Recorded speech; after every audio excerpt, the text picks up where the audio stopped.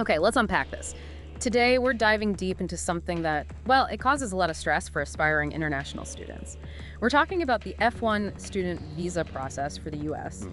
Because, even really strong students, top qualifications, they can hit this unexpected wall, this Section 214B denial. It happens more often than you might think. You're right. So our mission here is to really get what 214B means, why it trips people up, even strong candidates, and crucially, what you can actually do if you face this.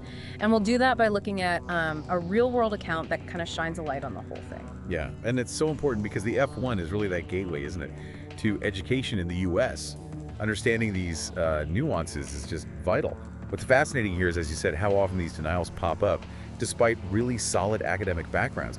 It's clearly about more than just grades. That context is key. So let's bring it to life. We looked at this specific case, right? A student from New Delhi, accepted into an incredible list of schools: Northeastern, NYU, UIUC, Duke, Purdue, Northwestern. Wow. Yeah, I mean, that list alone tells you this is a high-caliber applicant. She picked Northeastern in the end. Great school. Absolutely. Yeah. And that's what makes the outcome so, well, surprising, and why looking at this helps us understand. Exactly. So this student, she gets to the U.S. consulate for her interview. July 1st, 9:20 a.m. slot, arrived early, all prepared.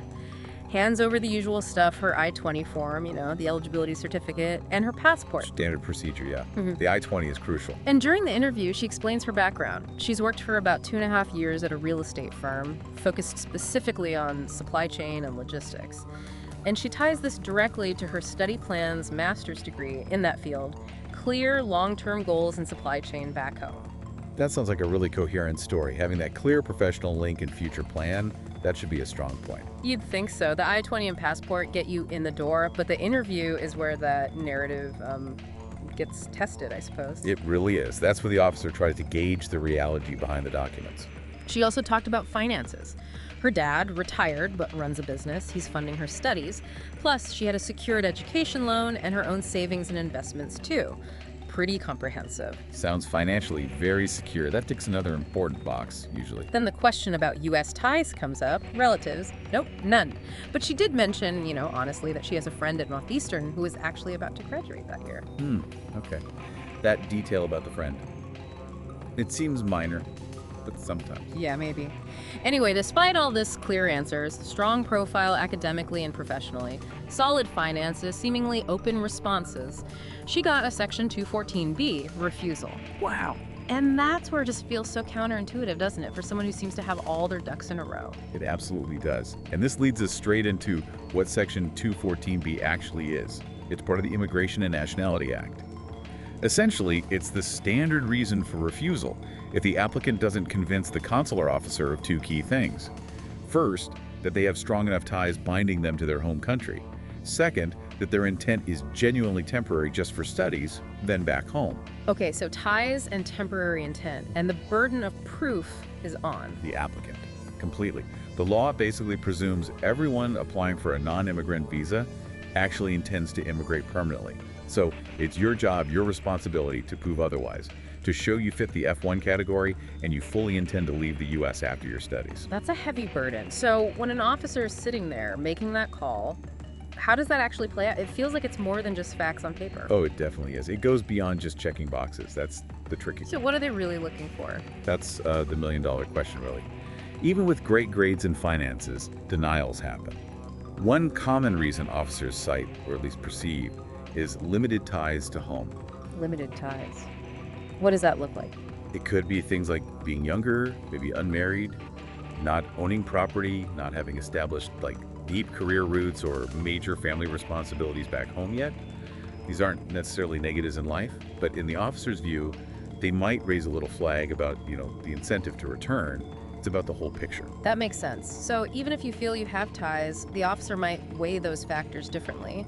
And the material we looked at really stressed the interview itself too, the style, the responses. Hugely important. Communication is critical, it seems. Hesitation, maybe not communicating clearly, or if there are slight differences between what's on your application form, the DS-160. Right, the DS-160. And maybe your I-20, or even just sounding vague about future plans. All that can make you seem less convincing. Exactly. And this brings up that really interesting point about perceived intent versus documented fact. It's not just what you say, it's very much how you say it. Your confidence, your sincerity, your overall demeanor. Those intangible factors. Precisely. An officer is trying to gauge authenticity. If you sound rehearsed or nervous or unsure, even if you have the right answers, that can unfortunately be read as maybe hiding something or not having a clear plan to go back. They're looking for that genuine connection to your stated purpose in your home. Okay, and this is super important for anyone listening who might face this or is applying. Under U.S. immigration law, for this kind of denial, Section 214B, there's basically no appeal. That's a hard reality. No formal appeal process. You can't just say, I disagree, let's review. So what's the path then? The path forward is reapplication. But, and this is key, you need to reapply only when you can show something has changed. Either your circumstances have significantly changed, strengthening those ties, or you can present your case, especially your intent, much more clearly. You can't just try again with the same stuff, hoping for a different officer. No, that rarely works. Yeah. You need to address the perceived shortcomings. So, okay, given that tough reality, what are the lessons here? For the student in our example, or for anyone applying, what proactive steps can people take? Right, it's about learning and adapting. The advice generally centers on bolstering that case for non-immigrant intent, often in subtle ways. First, reassess those home ties. Think beyond just owning property or having immediate family.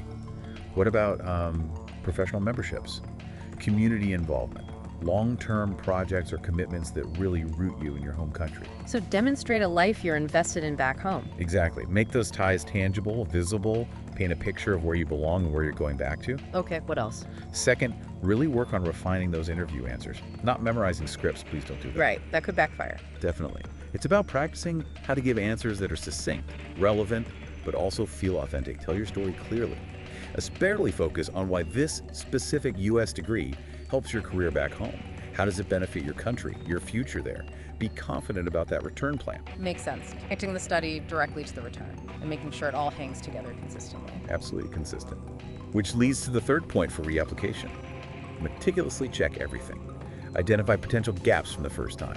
Ensure the DS-160, the I-20, your verbal answers everything aligns perfectly. Even tiny discrepancies can cause doubt. Details matter. Immensely. And before reapplying, seriously consider talking to a qualified education advisor. They've seen these situations, they can offer an objective eye. They might spot weaknesses you missed, help you frame your narrative better, ensure your documents present that cohesive, compelling case. An outside view helps.